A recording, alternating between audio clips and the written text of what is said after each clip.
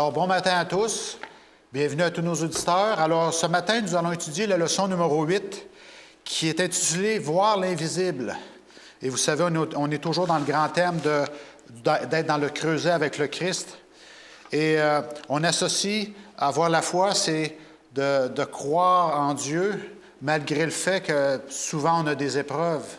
Alors, les gens de l'extérieur nous regardent et disent « C'est quoi ça, cette chose-là? » Leur foi est basée sur des choses invisibles. Alors, c'est ce qu'on va discuter ce matin. Alors, merci Carlos d'être là. Merci Yvan d'être là. Merci. Alors, est-ce que je peux te demander de commencer avec une courte prière? Oh, oui. Prions. Merci Seigneur pour l'école de sabbat. Merci Seigneur pour cette leçon. Aide-nous Seigneur. Donne ton Saint-Esprit pour qu'on vienne à comprendre, qu'on vienne discuter une bonne leçon, qu'on peut passer aussi à la personne qui nous écoute. Lui peut comprendre aussi que ton esprit peut toucher le cœur de nous autres. Et aide-nous, Seigneur, à voir l'invisible. Pardonne notre péché, c'est ça que je demande en nom de Jésus. Amen. Amen. Alors, merci Yvan. Alors, voir l'invisible dans les afflictions, dans la souffrance, comme l'apôtre Paul le dit, pour les gens qui ne croient pas en Dieu, c'est la pure folie. Comment peux-tu mettre ton espoir, ton espérance, t'empêcher de faire des choses des fois parce que tu crois dans des choses invisibles, des choses qui ne sont pas des faits touchables. Ouais. Alors, on a l'histoire de Moïse. Le verset mémorisé, d'ailleurs, nous parle de Moïse, qui a été un grand prophète de Dieu. Et ça nous dit ceci, « Car c'est par la foi qu'il quitta l'Égypte, sans craindre la fureur du roi, car il tint ferme comme quelqu'un qui voit celui qui est invisible. On sait que Moïse, à un moment donné, voyait le peuple hébreu qui souffrait en esclave et se faisait battre. Et puis, à un moment donné, il a dit, par la foi, il s'est tenu, il dit, « Moi aussi, je suis un Hébreu et je ne peux pas agir comme un Égyptien. Je dois agir comme Dieu veut que j'agisse. » Et c'est là que sa foi a fait en sorte qu'il a quitté l'Égypte et il savait que Dieu allait s'occuper de lui. Cela me fait penser à une histoire qui est reliée à Einstein. Einstein. OK? Quand il était jeune, il était à l'université, le professeur il a dit que Dieu n'existait pas parce qu'on ne pouvait pas le voir. OK. Donc, il a eu une élève qui s'est levée, il a dit, « Monsieur, est-ce que vous croyez à l'air? » Oui. Et comment si vous ne le voyez pas? Monsieur, vous croyez à l'électricité? Oui. Mais pourquoi si vous ne le voyez pas? Et beaucoup de choses comme cela. Et donc, finalement, le professeur, il a resté comme... Oh. J'ai parlé trop vite, finalement. C'est quelque chose que... Il faut penser à cela aussi. Parce que nous, aujourd'hui, on croit à beaucoup de choses, mais on ne les voit pas. Oui, Mais c'est sûr. on peut voir l'exemple des vents. Tu crois sous le vent. Tu crois qu'il y avait le vent? Oui, non, on ne voit pas. Ouais, tu ne vois pas les vents. Oui, mais pourquoi tu crois sous les vents? Ah, parce que tu les sens. Mais Jésus, tu peux sentir aussi quand même. Mais oui, c'est ça. Voilà, c'est pour cela qu'il y a la réponse. On peut voir les effets. Oui. Oui. L'électricité, on ne la voit pas, mais on peut voir les effets. Exactement.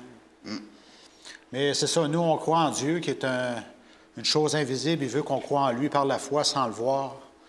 Et quel est le caractère de Dieu, finalement? Il est très, très puissant, ce Dieu-là. C'est ce qu'on croit. Et est-ce que ça vaut la peine de croire en lui? C'est la première question qu'on pourrait se poser.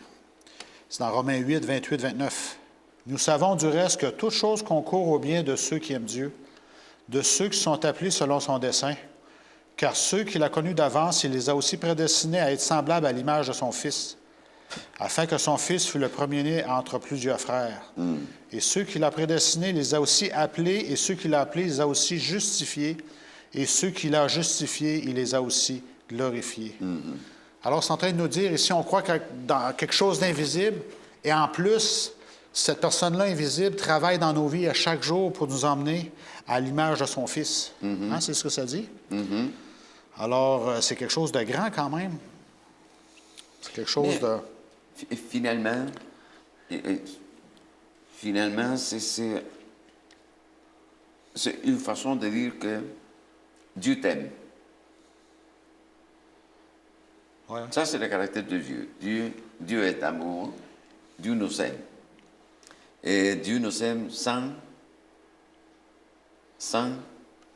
Condition, sans condition. Ouais. Sans condition. Il nous aime sans condition. Il nous a créés. Personne lui a dit, OK, il faut créer. Non. Il l'a fait. Il nous aime parce qu'il nous aime, point final. Mais comment est-ce que je peux croire à lui si je ne le vois pas? OK, encore une fois, c'est à travers la révélation de son caractère. Je peux voir la conséquence. Je peux voir quels sont les effets dans ma vie quand j'accepte que Dieu, il m'aime. Et je pense qu'en ce moment, c'est cela la révélation du caractère de Dieu.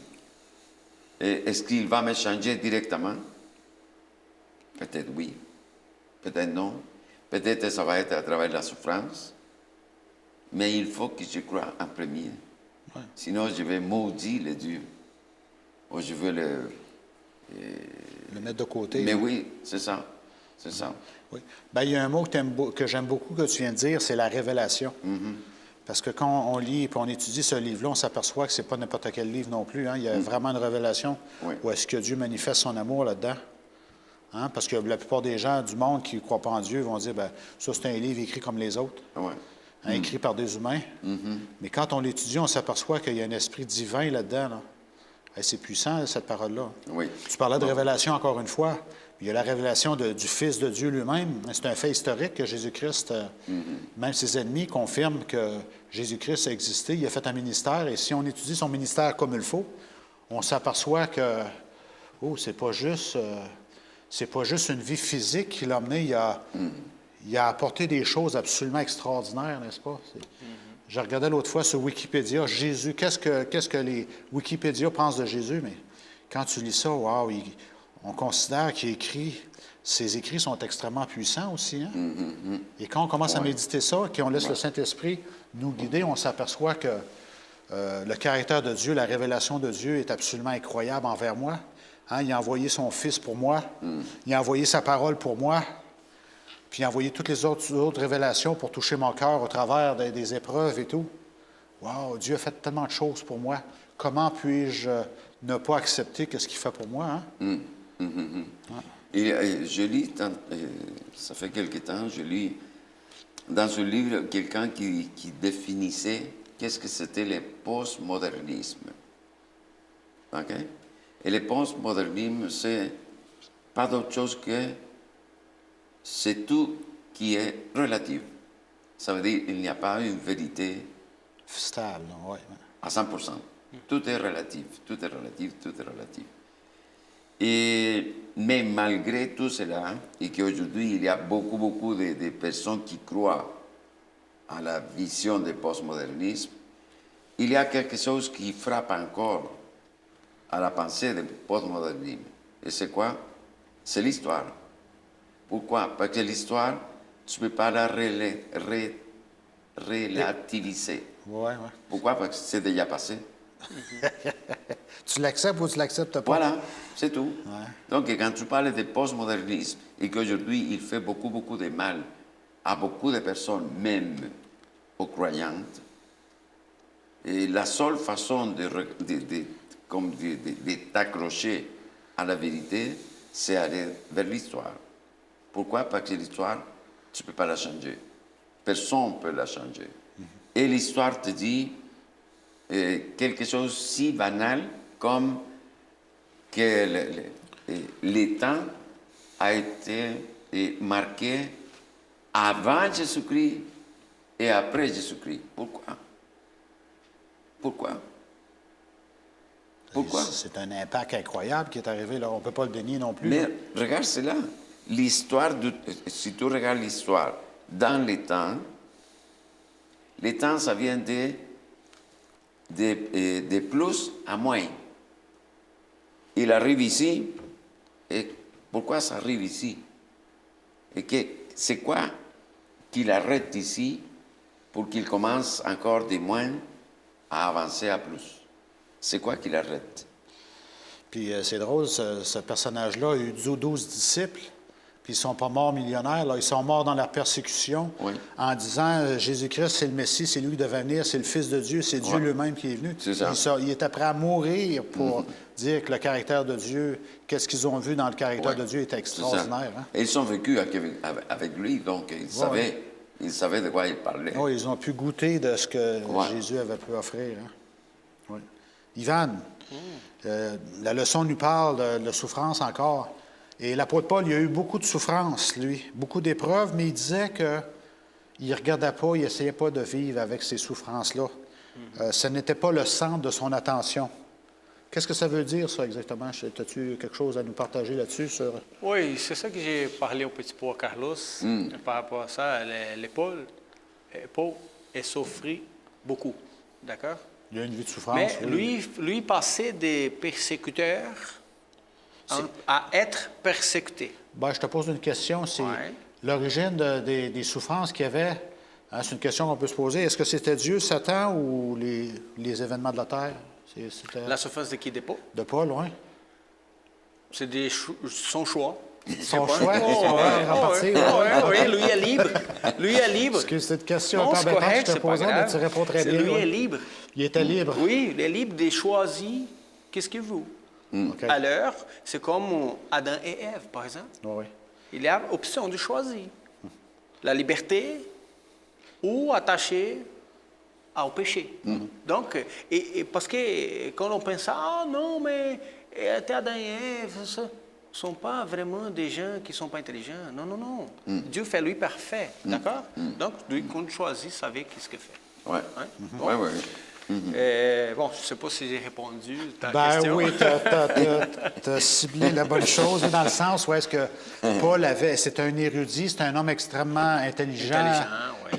Dans le pharisaïsme, hein, c'est un élu. Là, Si disons qu'il y je avait... ne pas me trompe, Dans la religion juive. Paul parlait 9 langues. Ah oui, oui. Oui, Oui. 9 langues différentes. Ouais. Donc, c'est pas quelqu'un. Oui, c'est ça. C'est Fait que c'est ça, quelqu'un c'est un qui- persécuteur, c'est un Ouais. persécuteur du peuple de Dieu, puis finalement, il a changé d'idée complètement. Il a Ouais. choisi le Christ dans sa vie. Et puis là, tu dis, c'est ça, ça lui a ouvert une porte d'opportunités différentes. Ouais. Puis là, tu dis, ben là, c'est un peu à cause de son choix si tous les événements ont concouru à sa persécution et tout. Oui, c'est ça. Mais c'est ça, il y a eu le mal, hein, il y a eu les gens, le mal organisé aussi, hein, qui essayaient de le tuer, il a été lapidé, il a été battu, il a Exactement. passé par beaucoup d'épreuves, mais son choix était fait, comme tu dis, il a fait son choix de servir le Christ. Oui, exactement. Au travers des Mais souffrances. aussi, je pense qu'il y a un point intéressant que j'ai écouté cette semaine, qui peut aussi souffrir par rapport à qui lui fait à les autres, à Christian. Aux Les pauvres chrétiens, tu chrétiens. parles, aux Les pauvres pauvres chrétiens, chrétiens, ouais, oui, dans les le- pauvres chrétiens. Parce que quand lui prend quelqu'un... Est-ce que tu parles aussi de son influence aussi dans le monde de la chrétienté, oui? Non, mais Non? plus pour la persécution aussi, qui lui fait et qui lui était fait. Parce qu'avant, avant, il était Paul, était Oui. seul. Saul. Saul. Saul. Oui, c'est ça, avant sa conversion. hein. Exactement. Ah oui. Et à ce moment-là, il persécutait les chrétiens. Oui, c'était lui. Lui, Après était- ça, était en il haut, changeait puis la position. Il passait à de être chrétien. persécuteur à persécuté. Exactement. Donc, mais lui réfléchit à ce moment-là, parce que Dieu transformait son cœur. Et à ce moment-là, lui commençait à réfléchir tout ce qu'il lui fait à les autres chrétiens, pardon, à les autres chrétiens qui lui fait. Parce que lui, pas tué tout de suite les chrétiens qu'il poignait. D'accord? Oui. Il fait passer pour un processus de souffrance. Oui, il est Et persécuté. donc, ça a touché lui en temps. Oui. D'accord? Parce que lui pensait, waouh, les pauvres chrétiens étaient vraiment corrects. C'est sûr qu'il lui pensait aussi qu'il était vraiment correct par rapport à qu'il lui savait. Mais après qu'il lui comprit plus, et Jésus aussi parlait directement à lui, tout ce qu'il fait des mal à les autres, ça touchait vraiment lui. fait mal à lui. Je pense que quand Paul est dormi, et ça a vraiment venu à sa tête des choses qui arrivaient, des mal qu'il lui fait. Parce que c'est sûr qu'il avait des chances et il va changer cette situation-là. Tu dis que tu es en train de dire qu'en quelque sorte, la souffrance de Paul, c'était cela. Ouais. Ça veut dire la pensée qu'il avait, les souvenirs qu'il avait de tout ce qu'il avait fait aux chrétiens pendant qu'il était le persécuteur. Ouais, exactement. Maintenant, ça passe par sa tête. Oui. Ok, c'est juste en pensant, waouh, moi je faisais tout cela, moi je faisais tout cela. Ok. Autrement dit, son centre d'attention, c'était le Christ seulement. Hein, j'ai été persécuteur, puis maintenant, même si je souffre, c'est normal parce que c'est C'est Christ. la conséquence. Oui, ça peut être des conséquences, tout ça, puis même si ça ne l'est pas, je fais confiance à Dieu, puis Christ en nous, l'espérance de la gloire, comme il disait. Hein, c'est garder son focus sur le fait qu'on reflète l'image du Christ dans la persécution, dans la souffrance et tout, et qu'on se réjouit de ça. Il y a l'apôtre Jean aussi, qui a dit que Dieu est amour. Il dit, si vous m'avez vu, vous avez vu le Père. Carlo, je te pose la question, où voyez-vous l'amour de Dieu le plus clairement révélé en Jésus? Tu sais, quand je lis cette question-là, je pensais quand j'étais étudiant, et on faisait la mathématique. On commençait à faire après la mathématique, c'était l'algèbre. L'algèbre, oui. L'algèbre. A plus B, Égal C. dans C, et si B, non. Si A, comment on dit? A plus B, c'est comme C, c'est égal C. Mais je ne me souviens pas maintenant quelle était la formule. Mais quand tu disais, si ça est là, ça donne cela. Donc, cela, c'est de même que ça. Si Dieu est amour, et Jésus, il dit, tout ce qui me voit, il voit le Père. Ça veut dire que tout ce qui regardait Dieu, regardait le Père. Et si le Père est amour, donc tout ce qui regardait Jésus, il regardait en lui l'amour aussi. Donc, tu dis que ce visage-là, on pourrait mettre un mot, ce serait amour ou love. De même. Ce serait De amour. même. Ouais. Dans De la même. réflexion de la souffrance, alors qu'on est dans notre purification, Oui. c'est l'amour. C'est de même. Pourquoi? but Parce ultime, c'est qu'il l'amour. dit, c'est lui-même qui fait la déclaration. OK? C'est vrai, c'est Jean qui dit, Dieu est amour. Pas de problème. Pas question. Il n'a pas de question par rapport à cela. Aucun doute. Non. Jésus, il dit, celui qui m'a vu, il a vu aussi le Père. Si le Père est amour, donc ce que Jésus est en train de regarder dans Jésus, c'est aussi l'amour. Et comment est-ce qu'on peut assurer de cela? Mais il faut suivre ce qu'il a fait. Et à l'exception quand il a chassé les vendeurs et tout cela, temple, ouais. OK, du temple, c'est toujours qu'il a fait du bien, ou non? Ben, avec le foie et tout, là, ça dépend des comment. Ça dépend. Ouais. Ça dépend. S'il t'a frappé, Non, il n'a pas frappé, ça. OK, donc, Ouais. c'est ça. C'est simple. Non, pour moi, c'est ça. C'est, encore une fois, c'est la révélation. OK? La révélation de quoi? De l'amour de Dieu dans la personne de Jésus-Christ. Et en quoi? En tout ce qu'il a fait. En tout ce qu'il a fait. Parce que même si on dit la fouette et tout cela, et qu'il a renversé tout, ben il a nettoyé finalement le temple encore. Oui, c'était une étape de purification qu'il faisait, même si les gens qui étaient là ne l'ont pas vu de la même façon. Hein. Tu vois? Ils voyaient juste leur profit, puis Mais le oui, fait oui, d'arnaquer les c'est- gens et de profiter de la faiblesse des gens alors qu'ils avaient voyagé 200-300 kilomètres Oui. et qu'ils n'avaient pas le choix d'acheter la brebis qui était approuvée par le temple. Et disons, qui a regardé cela comme il faut? Qui a regardé cela comme il faut? C'est juste les gens qui venaient au temple. Oui, ils se sont mis à chanter. Hein. C'est ça. Il y a des gens qui ont compris qu'est-ce qui se passait. Ouais. Ils C'est ont ça. commencé à louer Dieu et chanter parce qu'ils ont compris qu'il y avait un nettoyage, un bon nettoyage qui Ben oui. qui était nécessaire de faire dans le temple. Ouais. Oui, oui. Ivan, la question qui tue. Comment Dieu vous a-t-il révélé son amour incommensurable et indéfectible? Ouais, ça.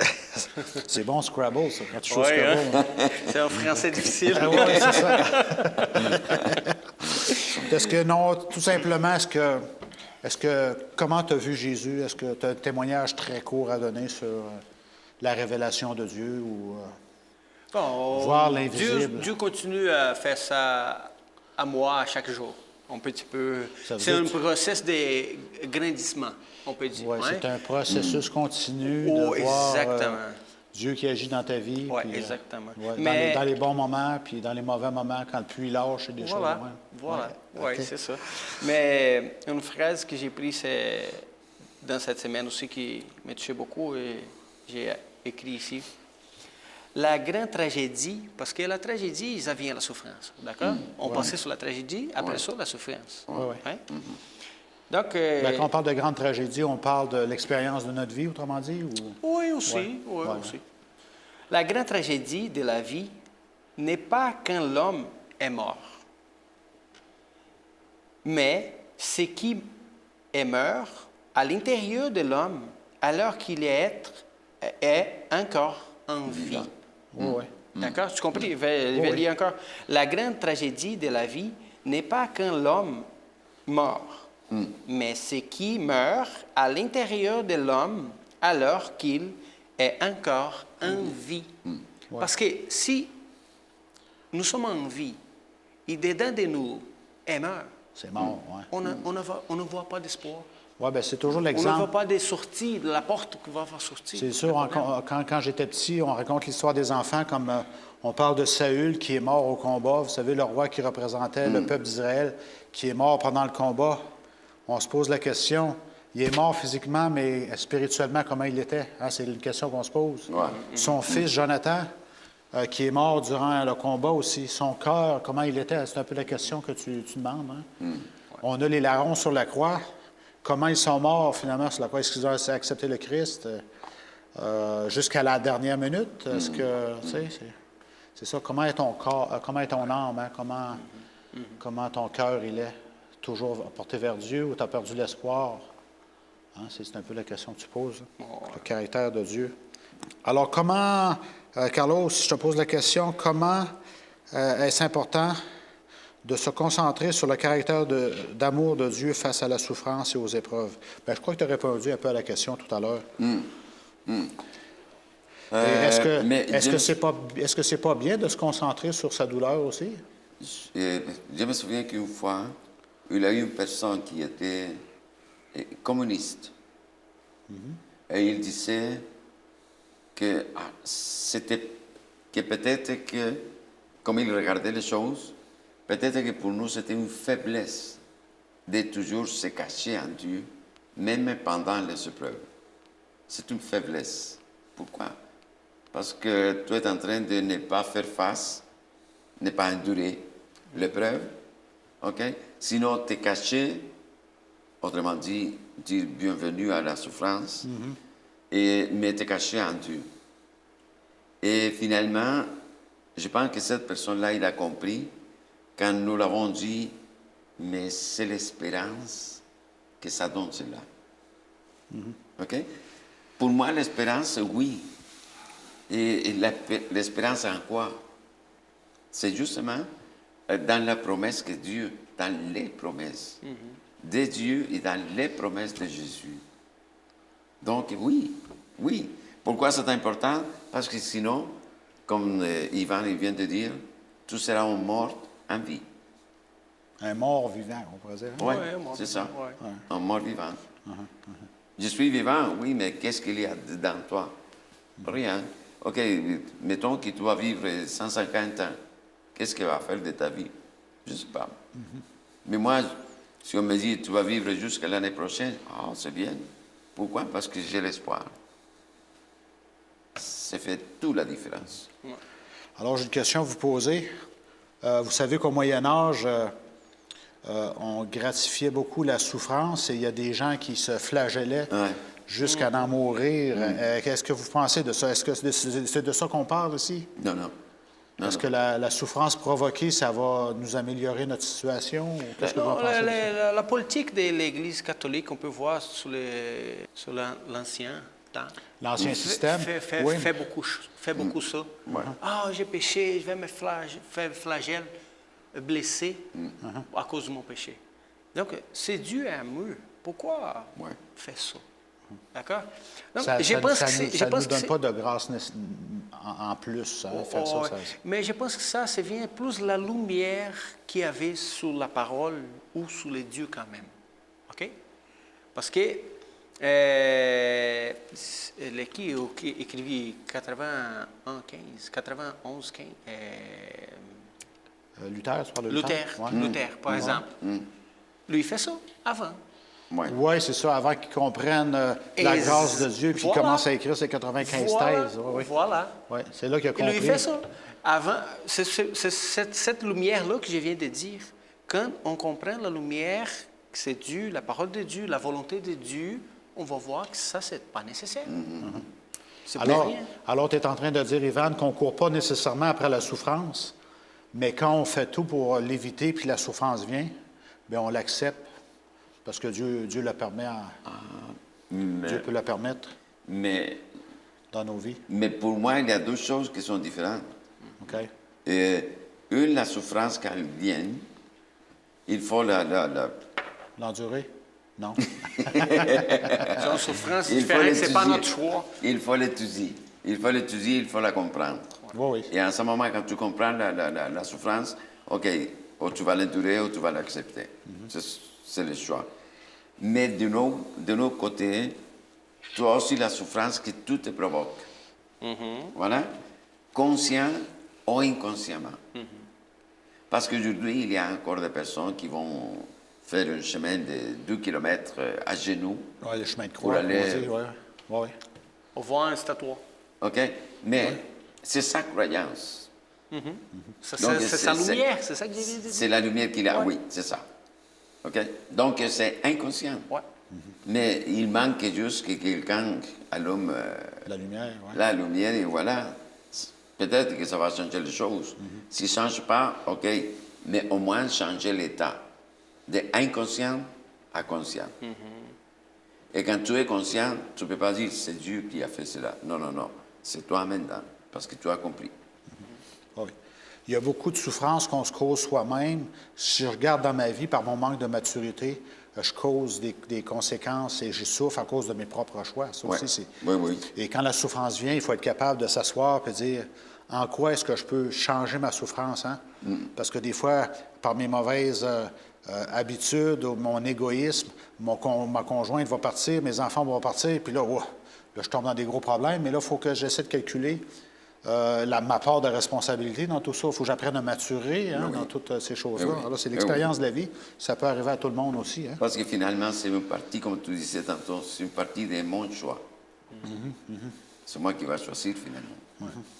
Alors, la souffrance est là, on l'accepte. Mais est-ce que on parle de prier au nom de Jésus? Prier au nom de Jésus et la souffrance. Est-ce que c'est efficace? Qu'est-ce que ça donne de prier au nom de Jésus? Est-ce que tu peux nous éclairer là-dessus? C'est ça. Il y a deux modèles. Par exemple, les chrétiens qui croient en Dieu, Jésus, savaient de la souffrance, passaient pour la souffrance. Ils savaient que Dieu avait un plan.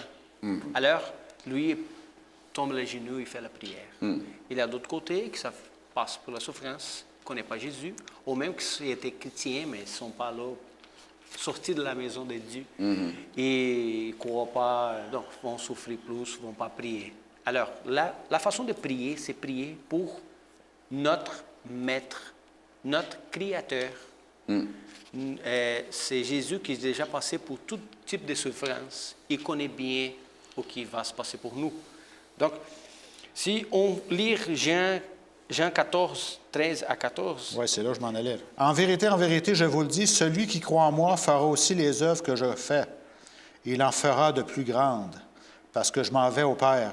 Et tout ce que vous demanderez à mon nom, je le ferai, afin que le Père soit glorifié dans le Fils.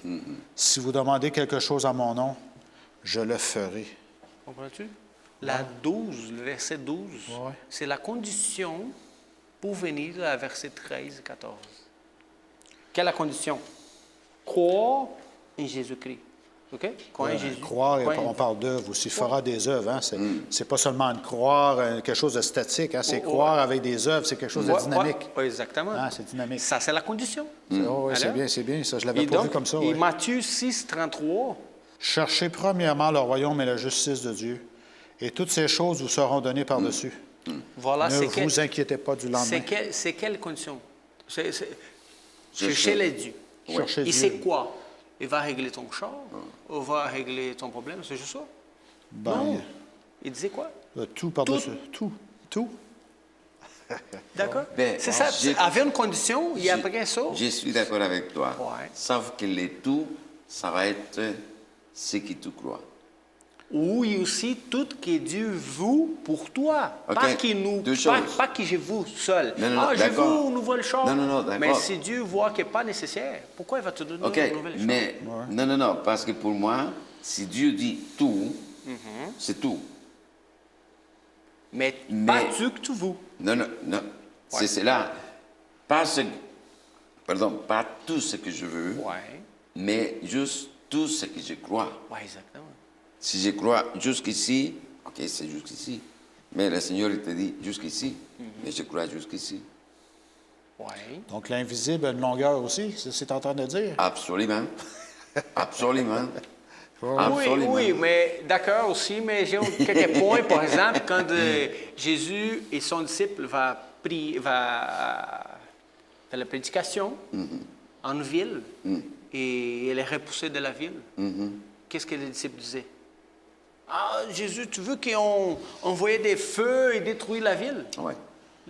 Je crois que les disciples croient aussi qu'il peut faire ça. Alors, il a ce point de croire, il fait tout, mais Dieu disait quoi? Non, pourquoi je vais détruire à La cause ville, de l'un de l'autre? Non. Comprends? C'est Donc, pour cela. Oui. avec des croix aussi, comme tu disais, je crois, oui, que Dieu va faire tout. Oui, mais ça dépend de tout. Oui. C'est pas tout qui fait mauvaise ou qui c'est pas la volonté de Dieu. C'est toujours vient aussi Oui. la volonté de Oui, oui, Dieu. La volonté Ouais. de Dieu, c'est Et ça. Dieu veut aussi le mieux pour nous. Oui. Puis pour les gens de la ville aussi. Oui, pour tout le monde. Mais oui, Il c'est est ça. patient, il est plus patient que nous. Mais c'est cela. Exactement. Mais ici, on voit dans le livre de Jonas, OK? Quand le Seigneur il dit, non, il y a combien de personnes? 100 000 personnes, je pense que c'était. Dans la ville de Ninive, Dans tu la parles? ville de Ninive. Ouais, ouais. Et en plus des animaux. Et, ouais. Donc Dieu aussi, Oui. il veut sauver des animaux. petites choses. Donc, Dieu voit les petites choses aussi. Hein? Non. Nous, les atomes, on ne les voit pas, Dieu les voit. Mais oui, Ouais. mais oui.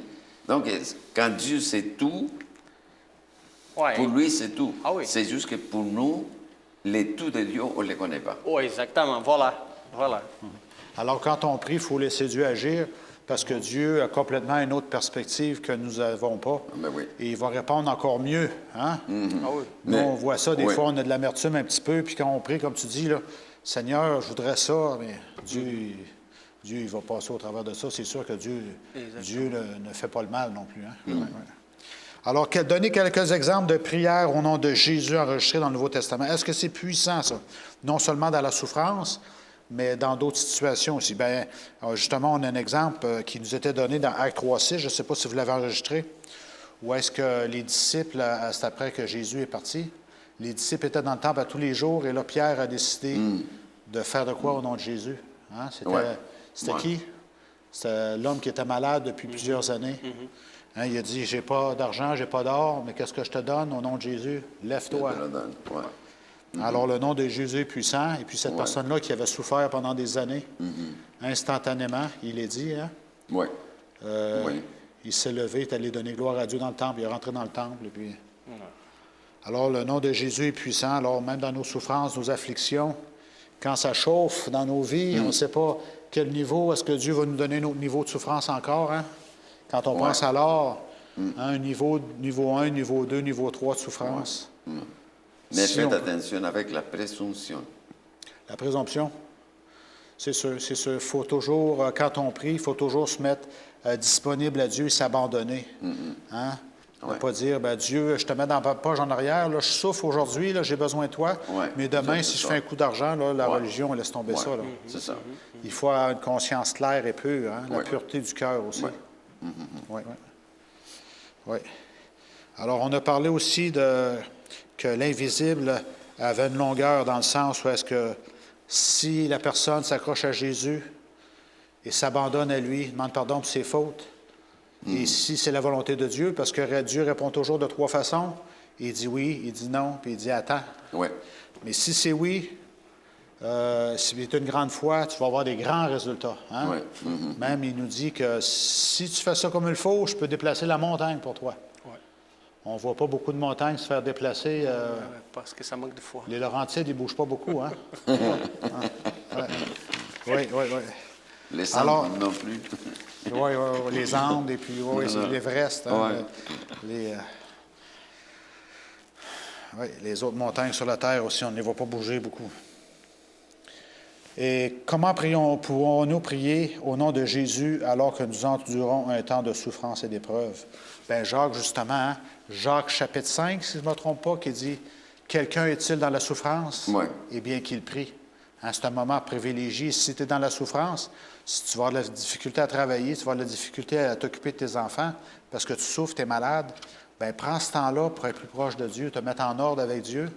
Et si Dieu permet que l'épreuve dure moins longtemps ou plus longtemps, au moins tu es accroché à Dieu. C'est l'expérience ultime qu'on veut avoir quand on souffre. Hein? Même quand ça va bien, en temps régulier, quand ça va bien aussi, tu as des grandes bénédictions, ton travail va bien, ta business, tes affaires vont bien, bien, ce n'est pas une raison pour décrocher de Dieu non plus. Non, hein? non, C'est un moment pour prier, puis lui rendre gloire, puis faire partager la communauté et les gens qui sont dans la souffrance alentour de la communauté et dans la communauté. Oui. Mais c'est juste que quand on décroche, c'est quand quelque chose te fait mal. Comme, par exemple, tu peux dire que oui, je suis fidèle à Dieu, je l'aime, je crois en lui, je l'attends. OK, mais et ta dîme n'est pas rentrée cette année. Ça fait mal. Oui, il faut être fidèle en toutes choses aussi. Hein? C'est ça? C'est pour cela que... Il y a beaucoup, justement, la Bible nous dit qu'il y a beaucoup de réponses aux prières qui ne sont pas données. Oui. Justement parce qu'il y a un coin, ah, moi, Seigneur, je ne veux pas croire à ça, puis on ne veut pas s'ouvrir à Dieu. Ouais, Ouais. ouais, ouais. L'orgueil, c'est très fort. L'égoïsme, c'est très fort aussi. Hein? Et il y a un petit point de vue spirituel aussi que j'aimerais noter dans Éphésiens 1, versets 15 à 23. OK, ça parle de la souffrance et de la prière. On peut le lire. La question, c'est quelle demande spéciale l'apôtre Paul a-t-il faite dans ses prières pour les chrétiens d'Éphèse? Alors, Paul a prié spécialement pour les chrétiens à Éphèse. Verset 15. C'est pourquoi moi aussi, ayant entendu parler de votre foi au Seigneur Jésus et de votre charité pour tous les saints, je ne cesse de rendre grâce pour vous, faisant mention de vous dans mes prières, afin que le Dieu de notre Seigneur Jésus-Christ, le Père de gloire, vous donne un esprit de sagesse et de révélation dans sa connaissance. Hein? Ce n'est pas la connaissance du monde, hein, à savoir comment faire de l'argent, non, c'est la connaissance de Dieu. De Dieu, mais à cause aussi qu'il y avait des autres qui parlaient des autres dieux. Ah, les autres dieux, oui, c'est sûr. il y avait beaucoup de Éphèse, c'était une ville très idolâtre. hein? Exactement, Oui, oui. exactement. Oui. Et qu'il illumine les yeux de votre cœur, hein, qu'on se réveille, qu'on allume, pour que vous sachiez quelle est l'espérance qui s'attache à son appel, quelle est la richesse de la gloire de son héritage qu'il réserve aux saints, quelle est envers nous qui croyons l'infinie grandeur de sa puissance se manifestant avec efficacité par la vertu de sa force. Il l'a déployé en Christ, en le ressuscitant des morts, en le faisant asseoir à sa droite dans les lieux célestes, au-dessus de toute domination, toute autorité et toute puissance, de toute dignité et de tout nom qui peut se nommer, non seulement dans le siècle présent, mais encore dans le siècle à venir. Il a tout mis sous ses pieds, et il l'a donné pour chef suprême à l'Église, qui est son corps, la plénitude de celui qui remplit tout en tous. Wow, c'est beau ça, hein? Ouais. C'est très beau. On voit qu'il veut nous donner des choses, hein? C'est quand on est dans cette perspective-là d'aller de gloire en gloire avec Dieu. Dieu nous transforme, Dieu nous bouille pour nous purifier afin que son image puisse être reflétée dans nos vies. Hein, il va nous donner un esprit de sagesse. Hein, et c'est pas toujours facile d'avoir la bonne sagesse dans tous les conflits qu'on peut avoir, Ouais. n'est-ce pas? Parce que dans la vie, on va avoir des conflits. Si on est chrétien, on va avoir des conflits avec nos compagnons de travail. On va avoir des conflits à la cafétéria, à notre travail. On va avoir des conflits avec les rendez-vous. Avec la maison. À la maison, avec les conjoints, famille. la famille extérieure aussi qui ne croit pas en Dieu. Hein? Alors, Dieu va nous donner un esprit de sagesse, mais il faut prendre le temps aussi de bien réfléchir. Et avec l'Esprit de Dieu, on va être capable de prendre les bonnes décisions. Un esprit de révélation. On a parlé de révélation dans sa connaissance, afin qu'on puisse être allumé, qu'il illumine les yeux de notre cœur. Hein? C'est pas juste pour, comme tu dis, là, avoir une nouvelle voiture, avoir une nouvelle maison, puis avoir la plus belle pelouse que le voisin. Hein? C'est pas ça le but. Ah. Le but, c'est d'avoir cette espérance-là en Dieu. Ouais. Et quand les moments difficiles viennent, on se tourne automatiquement vers Dieu, comme Job le fait. Hein? Oui, exactement. Ouais, ouais. Est-ce qu'il y a des gens dans notre souffrance, est-ce qu'il y a des gens qu'on ne veut pas qu'ils souffrent? Est-ce que ça peut arriver, Yvan, si je te pose la question? Oui, oui. Toi, tu as des gens que... Sérieusement, on parle de ça, mais je pense que tous les chrétiens doivent penser, peu importe qui. Et on disait, par exemple, homosexuel, un voleur, une personne mauvaise, par exemple, Toxique. toxique. Ouais. Malheureusement, ce n'est pas lui, parce que Dieu aime lui aussi. Ouais, Dieu La voit, différence- ouais, Dieu voit Sauver. l'âme sauvée. Oui, Oui. mais lui, Dieu aime lui, mais n'aime pas les péchés de lui. Oui, oui, D'accord? oui, oui. Parce que Dieu aussi est mort pour nous et pour les autres. Donc, quand on voit une personne différente avec ça, on doit penser, wow, Dieu aussi est mort pour lui. Il est mort pour lui aussi. Hein? Il faut avoir Dieu de la veut compassion pour sauver lui. lui aussi. Ouais, ouais, Comprends? ouais. Et Dieu aussi est triste par rapport à les choix de lui qui fait lui souffrir. Ouais, qui souffre par ses Qui propres souffre. choix. Exactement. Et Dieu vous fait quelque chose, mais il y a des portes ouvertes. Parce que Dieu fait, tu dois ouvrir. Ouais. Les Satan, non. Les Satan, arracher tout et entrer. Mais non, Dieu vient, frappe la porte, ouvre la porte. Et je vous entrer, et sauver. C'est ça. Alors, on doit conclure déjà, mais on a encore plein de choses à discuter. Mais oui. C'est une bonne leçon. C'est une bonne leçon, hein, oui, c'est sûr. C'est sûr. Alors, Dieu nous donne la force, il va nous augmenter notre vigueur malgré la souffrance. Dieu est toujours là. Hein? Et Dieu voit le potentiel en nous, même si on se décourage, on se dit, man, j'arriverai jamais, c'est bien trop difficile. Il ne faut pas faire ça. On fait juste se confier en Dieu. Et Dieu va nous donner la réponse. Et Dieu là, va nous et soutenir. j'ai fait une note par rapport à ce que tu Vas-y, tu disais. veux conclure? Qui dit que, mais pas à notre temps, c'est le temps de Christ. Oui, justement. D'accord? Oui, oui. C'est ça bouge, ça change beaucoup les choses. Ouais. Oui. C'est pas mon temps, c'est le temps de Christ. Et on doit comprendre Ouais. Christ pour savoir le temps. Carlos, est-ce que tu veux conclure pour nous? Oui. Père éternel, merci encore une fois d'être avec nous, de nous guider, de nous donner la sagesse pour bien comprendre ce que vous voulez que nous apprenions.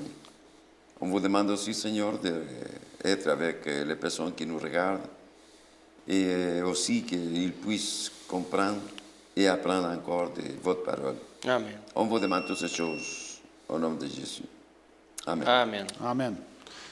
Alors, merci beaucoup pour votre participation, vos témoignages. Merci. Et merci à nos auditeurs. Passez une bonne semaine et n'oubliez pas que malgré qu'on passe parmi les épreuves de la vie, Dieu est là et il nous donne sa révélation. Allons à lui, il ne nous laissera jamais tomber. Alors, merci pour votre écoute et passez une bonne semaine.